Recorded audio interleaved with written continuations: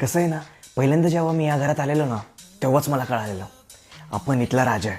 आणि जेव्हा मी आलो तेव्हा सगळ्यांना भेटलो, पण एका माणसाला नाही भेटलो मी. कोण माहिती का? ज्याच्या नावावर लीज होतं. त्याच्याकडे मी साधं बघितलंसुद्धा नाही, हात तर मिळवलाच नाही. आणि जेव्हा तो आला माझ्याकडे तेव्हा त्याने माझ्याशी हात मिळवला, त्याने मिळवला. आणि मग मला रूल सांगत होता की ह्या दिवशी तू भांडे घासायचे, ह्या दिवशी तू कमोड साफ करायचा, बाथरूम साफ करायचं. म्हटले छे, मी हे करणार नाही. मी माझ्या घरी कधी केलेलं नाही आहे. माझी भांडेसुद्धा तुम्हीच धुवायचं. आपलं काम काय होतं? यायचं, जेवायचं, हागायचं आणि झोपायचं, बास. काम चोर होतो मी, पण मनाचा राजा होतो. मी बोललो, मी माझ्या घरी जेवणसुद्धा नाही बनवलं आहे, तर भांडे पण तुम्हीच घासायचे आणि जेवण पण तुम्हीच बनवायचं. काय झालं होतं, मला 52 किलो अलाउड होतं माझ्या फ्लाईटमध्ये, तर मी डीमार्टवरून कमीत कमी 20 किलो आणलं होतं.